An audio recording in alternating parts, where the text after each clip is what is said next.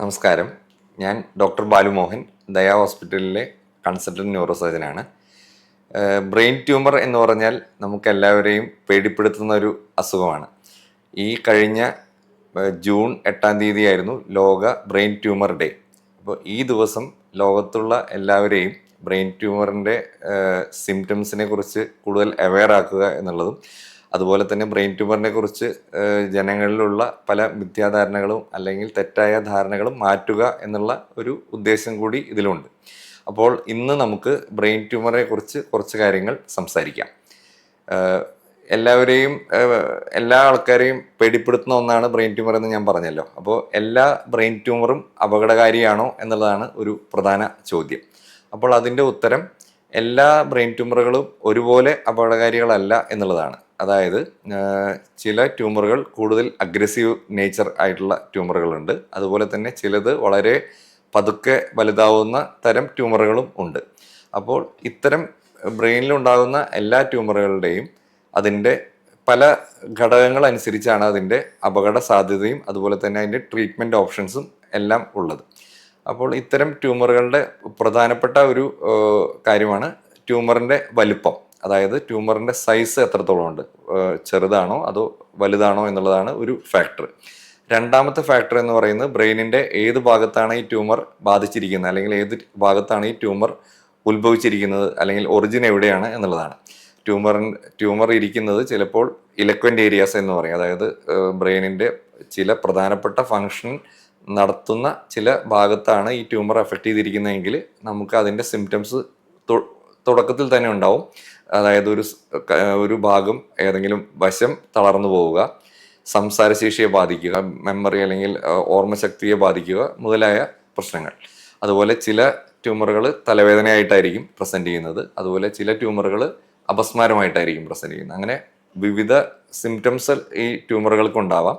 അപ്പോൾ ട്യൂമറിൻ്റെ വലിപ്പം, അതുപോലെ ലൊക്കേഷൻ, അതുപോലെ ട്യൂമറിൻ്റെ സ്വഭാവം, ഇത്തരം കാര്യങ്ങളെ അനുസരിച്ചാണ് ഓരോ ട്യൂമറിൻ്റെയും അപകട സാധ്യതയും അതുപോലെ അതിൽ നിന്ന് റിക്കവർ ചെയ്യാനുള്ള അല്ലെങ്കിൽ നമ്മൾ തിരിച്ചു വരാനുള്ള പേഴ്സൻറ്റേജ് അല്ലെങ്കിൽ സാധ്യതകളും. അപ്പോൾ എല്ലാ ട്യൂമറുകളും ഒരുപോലെയല്ല. അതായത് ബിനൈൻ ട്യൂമറുകൾ അതല്ലെങ്കിൽ താരതമ്യേന വളർച്ച നിരക്ക് കുറഞ്ഞ ട്യൂമറുകൾ, അതുപോലെ തന്നെ മാലിഗ്നന്റ് ട്യൂമേഴ്സ് അല്ലെങ്കിൽ വളർച്ച വേഗം കൂടിയ ട്യൂമറുകൾ, കൂടുതൽ പെട്ടെന്ന് സ്പ്രെഡ് ചെയ്യാൻ സാധ്യതയുള്ള ട്യൂമർ എന്ന് പൊതുവായി നമുക്ക് തരംതിരിക്കാം. അതിൽ ബിനൈൻ ട്യൂമറുകൾ എന്ന് പറയുന്നത് ഇത് പ്രധാനമായും മെനിഞ്ചിയോമ അല്ലെങ്കിൽ പിറ്റ്യൂട്ടറി ഗ്രന്ഥിയെ ബാധിക്കുന്ന പിറ്റ്യൂട്ടറി അഡിനോമാസ് മുതലായ ട്യൂമറുകളാണ്. ഇത്തരം ട്യൂമറുകൾ വളരെ ചെറുതാണെങ്കിൽ ചിലപ്പോൾ അത് ഉടനെ ഒരു ഓപ്പറേഷൻ വേണ്ടി വരില്ല. ചിലപ്പോൾ നമ്മൾ പ്രധാനമായും CT സ്കാനോ അല്ലെങ്കിൽ MRI സ്കാനോ ചെയ്തിട്ടായിരിക്കും ഇത്തരം ട്യൂമറുകളെ കുറിച്ച് അറിയുന്നത്.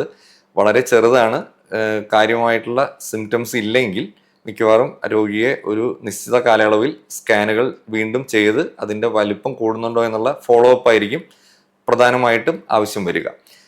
പക്ഷേ ഇത്തരം ട്യൂമറുകളുടെ വലിപ്പം കൂടുതലാണെങ്കിൽ, അല്ലെങ്കിൽ അത് ബ്രെയിനിൻ്റെ ഏതെങ്കിലും ഭാഗത്തിനെ ബാധിക്കുന്നുണ്ടെങ്കിൽ, അല്ലെങ്കിൽ മറ്റുള്ള സീരിയസ് ആയിട്ടുള്ള സിംറ്റംസ് ഉണ്ടെങ്കിൽ ഇത് ഓപ്പറേഷൻ ചെയ്ത് നീക്കം ചെയ്യേണ്ട ആവശ്യം വന്നേക്കാം.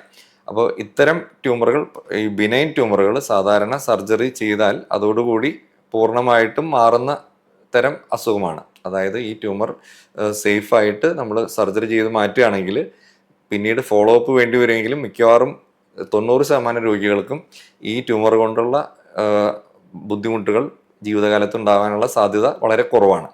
അതുപോലെ തന്നെ അഗ്രസീവായിട്ടുള്ള ട്യൂമറുകൾ അല്ലെങ്കിൽ മാലിഗ്നന്റ് ട്യൂമേഴ്സ് എന്ന് പറയുന്ന ട്യൂമറുകൾ അത് തന്നെ പല ഗ്രേഡുകളായി തരംതിരിച്ചിട്ടുണ്ട്. ഗ്രേഡ് 1, 2, 3, 4. ഗ്രേഡ് കൂടുന്തോറും ട്യൂമറിൻ്റെ അഗ്രസീവ്നെസ് അല്ലെങ്കിൽ വളരാനുള്ള ശേഷി കൂടുതലാണെന്നാണ് അർത്ഥമാക്കുന്നത്. അതിനാൽ ഗ്രേഡ് കൂടിയ ട്യൂമറുകൾ എപ്പോഴും കൂടുതൽ അപകടകാരിയാണ്, ഗ്രേഡ് കുറഞ്ഞവ കുറച്ച് അപകടമുള്ളവയാണ്. അപ്പോൾ ഇത്തരം ട്യൂമറുകൾ നമ്മൾ സാധാരണയായിട്ട് CT സ്കാൻ അല്ലെങ്കിൽ അതിനുശേഷം നമ്മൾ MRI സ്കാൻ ചെയ്തിട്ടാണ് ഈ ട്യൂമറുകളെ കുറിച്ചിട്ടുള്ള ഡീറ്റെയിൽസ് മനസ്സിലാക്കുന്നത് ഓപ്പറേഷന് മുമ്പ്. അതുപോലെ തന്നെ രോഗിയുടെ സിംറ്റംസും രോഗിയെ വിശദമായിട്ടുള്ള ന്യൂറോളജിക്കൽ പരിശോധനയ്ക്ക് വിധേയമാക്കിയിട്ട് അതിലുണ്ടാകുന്ന ബുദ്ധിമുട്ടുകളും കൂടി അസസ് ചെയ്തിട്ടാണ് നമ്മളൊരു ട്രീറ്റ്മെൻറ്റ് പ്ലാൻ നിശ്ചയിക്കുന്നത്. അപ്പോൾ രോഗിയുടെ ട്യൂമർ ബ്രെയിനിൽ എവിടെയാണ് ലൊക്കേറ്റ് ചെയ്തിരിക്കുന്നത്, ഏതെല്ലാം നെർവുകളെയോ അല്ലെങ്കിൽ രക്തക്കൊള്ളുകളെയോ ബാധിച്ചിട്ടുണ്ടോ എന്നെല്ലാം ആശ്രയിച്ചിട്ടാണ് നമ്മൾ ഓപ്പറേഷൻ നിശ്ചയിക്കുന്നത്. ഓപ്പറേഷൻ തന്നെ പല വിധത്തിലുണ്ട്. മിക്കവാറും ബ്രെയിൻ ട്യൂമറുകളെല്ലാം നമ്മൾ ബ്രെയിൻ തുറന്നിട്ടുള്ള ക്രൈനിയോട്ടമി എന്ന് പറയുന്ന സർജറിയിലൂടെയാണ് നീക്കം ചെയ്യുന്നത്. ചില ട്യൂമറുകൾ നമുക്ക് എൻഡോസ്കോപ്പിക്കലി, അതായത് ബ്രെയിനിൻ്റെ അകത്ത് വെൻട്രിക്കിൾ എന്ന് പറയുന്ന ഭാഗത്തുള്ള ട്യൂമറുകൾ, അതുപോലെ തന്നെ പിറ്റ്യൂട്ടറി ഗ്രന്ഥികളുള്ള ട്യൂമറുകളെല്ലാം നമുക്ക് എൻഡോസ്കോപ്പി മൂലം നീക്കം ചെയ്യാൻ സാധിക്കും. അപ്പോൾ ഇത്തരം ട്യൂമറുകളുടെ വലിപ്പം, അതുപോലെ അവ ഇരിക്കുന്ന ലൊക്കേഷൻ മുതലായവ അനുസരിച്ച് ഈ സർജറി തന്നെ നമ്മൾ പല രീതിയിലായിരിക്കും പ്ലാൻ ചെയ്യുന്നത്. ചിലപ്പോൾ ചില ട്യൂമറുകൾ നമ്മൾ ബയോപ്സി ആയിരിക്കും ഉദ്ദേശിക്കുന്നത്. അതായത് ഈ ട്യൂമർ എന്ത് ട്യൂമറാണെന്ന് മനസ്സിലാക്കാനായിട്ടുള്ള ഒരു ബയോപ്സി മാത്രമായിരിക്കും ചിലപ്പോൾ എടുക്കുന്നത്. അതിൽ ട്യൂമർ ചിലപ്പോൾ അതിൻ്റെ സ്വഭാവം അനുസരിച്ചായിരിക്കും പിന്നീടുള്ള ചികിത്സ നിശ്ചയിക്കുന്നത്. ചിലപ്പോൾ റേഡിയേഷൻ അല്ലെങ്കിൽ കീമോതെറാപ്പി മുതലായ ചികിത്സകൾ അഗ്രസീവ്നെസ് കൂടിയ ട്യൂമറുകൾക്ക് ആവശ്യം വരാം. അതുപോലെ ലെസ് അഗ്രസീവ് ട്യൂമറുകളാണെങ്കിൽ മിക്കവാറും അത് ഒരു നിശ്ചിത കാലാവധിയിൽ സ്കാനുകൾ എടുത്ത് ഫോളോ അപ്പ് ചെയ്യുകയായിരിക്കും സാധാരണ ചെയ്യുന്നത്. അപ്പോൾ ഇത്തരം ട്യൂമറുകളുടെ അഗ്രസീവ്നെസ് കൂടിയതാണെങ്കിൽ അത് തീർച്ചയായും അപകടകാരിയാണ്. പ്രധാനപ്പെട്ട നമ്മൾ നേരിടുന്ന ഒരു ചോദ്യമാണ്, ബ്രെയിൻ ട്യൂമർ തുടക്കത്തിൽ എങ്ങനെ നമുക്ക് അറിയാൻ സാധിക്കും?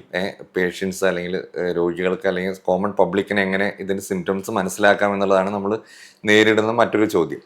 അപ്പോൾ പ്രധാനമായും ബ്രെയിൻ ട്യൂമറുകൾ തലവേദന, ചിലപ്പോൾ പുതുതായിട്ട് വരുന്ന ഒരു അപസ്മാരം, അല്ലെങ്കിൽ ഏതെങ്കിലും വശത്തിന് ബലക്കുറവ്, സംസാരത്തിന് കുഴച്ചിൽ, ഓർമ്മക്കുറവ്, അങ്ങനെ പല ബ്രെയിനിൻ്റെ ഏത് ഭാഗത്തിനെയാണോ അഫക്റ്റ് ചെയ്യുന്നത് അതനുസരിച്ചായിരിക്കും രോഗിക്കുണ്ടാകുന്ന സിംറ്റംസ്. അപ്പോൾ തലവേദനയായിരിക്കാം മിക്കവാറും ബ്രെയിൻ ട്യൂമറുകളുടെ ഒരു ആദ്യത്തെ പ്രധാന ലക്ഷണം.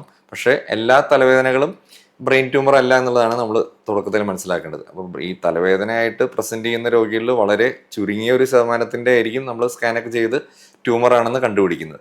അപ്പോൾ എല്ലാ തലവേദനകളും ഇതുപോലെ നമ്മൾ എല്ലാ തലവേദനയാണെങ്കിൽ ആദ്യം ചിന്തിക്കേണ്ട ഒരു സംഗതിയല്ല ബ്രെയിൻ ട്യൂമർ. അപ്പോൾ തലവേദനയുള്ള എല്ലാവരും ബ്രെയിൻ ട്യൂമർ ആണെന്ന് ധരിക്കേണ്ട ആവശ്യമില്ല. അപ്പോൾ നമ്മൾ തലവേദന ഉണ്ടെങ്കിൽ അത് തീർച്ചയായും ഒരു ന്യൂറോ ഡോക്ടറെ കണ്ട് പരിശോധിപ്പിക്കേണ്ടത് അത്യാവശ്യമാണ്. അപ്പോൾ ഡോക്ടർ അതിൻ്റെ സിംറ്റംസും ബാക്കിയുള്ള പരിശോധനയിൽ ഉണ്ടാകുന്ന കാര്യങ്ങളും വെച്ചിട്ടായിരിക്കും സ്കാൻ എടുക്കുന്നതിനെ കുറിച്ച് ആലോചിക്കുന്നതും അതുപോലെ അതിൻ്റെ മെഡിസിൻസ് സ്റ്റാർട്ട് ചെയ്യുന്നതും. അപ്പോൾ സംശയകരമായ രീതിയിലുള്ള തലവേദന, പുതുതായിട്ട് വരുന്ന അതിശക്തമായ തലവേദന, അതിൻ്റെ കൂടെ ഛർദി, വിട്ടുമാറാത്ത തലവേദന ഒക്കെയാണെങ്കിൽ നമ്മൾ തീർച്ചയായും സ്കാൻ ചെയ്ത് ട്യൂമറോ അങ്ങനെയുള്ള അസുഖങ്ങളില്ല എന്നുള്ളത് റൂൾ ഔട്ട് ചെയ്യേണ്ടതാണ്. മറ്റുള്ള പുതുതായി ന്യൂ ഓൺസെറ്റ് സീഷേഴ്സ്, അപസ്മാരം ഇതുവരെ ഇല്ലാത്ത ഒരാൾക്ക് ആദ്യമായിട്ട് വരുന്നത്, അത് തീർച്ചയായും സ്കാനുകൾ ചെയ്ത് കുഴപ്പമില്ലെന്നുള്ളത് നമ്മൾ ഉറപ്പുവരുത്തേണ്ടതാണ്. അതുപോലെ ബലക്കുറവ്, മെമ്മറി ഡിസ്റ്റർബൻസ്, സംസാരശേഷിയിൽ കുഴച്ചിൽ വരുന്നത് മുതലായവ ഡെഫിനറ്റ്ലി നമ്മൾ സ്കാൻ എടുത്ത് നോക്കും സ്ട്രോക്ക് ആണോ അല്ലെങ്കിൽ എന്താണെന്നുള്ളത് അറിയാനായിട്ട്. അപ്പോൾ ഇത്തരം രോഗികളെ നമ്മൾ നേരത്തെ കണ്ടുപിടിക്കുക എന്നുള്ളതാണ്. അപ്പോൾ ഇതുപോലെയുള്ള സിംറ്റംസ് ഉള്ളവർ ഒരു ന്യൂറോ വിഭാഗം ഡോക്ടറെ ആദ്യം തന്നെ കൺസൾട്ട് ചെയ്യുന്നത് നല്ലതായിരിക്കും. ഡോക്ടറുടെ ഉപദേശാനുസരണം സ്കാനുകളോ അല്ലെങ്കിൽ മറ്റ് ചികിത്സകളോ എടുക്കാം. അപ്പോൾ ഇതാണ് ഇതിൻ്റെ പ്രധാനപ്പെട്ട സിംറ്റംസ്. പിന്നീട് നമ്മൾ ഈ സർജറി എന്ന് പറയുകയാണെങ്കിൽ ബ്രെയിൻ ട്യൂമറിൽ ഞാൻ പറഞ്ഞല്ലോ, എല്ലാ ബ്രെയിൻ ട്യൂമറുകളും ചിലപ്പോൾ സർജറി വേണ്ടി വരില്ല, ചിലത് ഒബ്സർവേഷൻ ആയിരിക്കും. പീരിയോഡിക്കലി സ്കാൻ എടുത്തിട്ട് നമ്മളത് ഫോളോ അപ്പ് ചെയ്യുക എന്നുള്ളതാണ്. അപ്പോൾ ബ്രെയിൻ ട്യൂമർ ഒരിക്കൽ കണ്ടുപിടിച്ചാൽ ഡെഫിനറ്റ്ലി ആ പേഷ്യൻറ്റിന് ഒരു ഫോളോ അപ്പ് ആവശ്യമുണ്ട്. ഡോക്ടറെ റെഗുലറായിട്ട് കണ്ട് ഫോളോ അപ്പ് ആവശ്യമുണ്ട്. ഡോക്ടർ പറയുന്ന പ്രകാരം പിന്നീട് സ്കാനുകൾ എടുക്കണം, അത് ഫോളോ അപ്പ് ചെയ്യണം. അല്ലാതെ നിസ്സാരമായിട്ട് വിടാൻ പാടില്ല. പക്ഷേ എല്ലാ രോഗികളിലും ഉടനെ തന്നെ ഓപ്പറേഷൻ വേണ്ടി വരില്ല.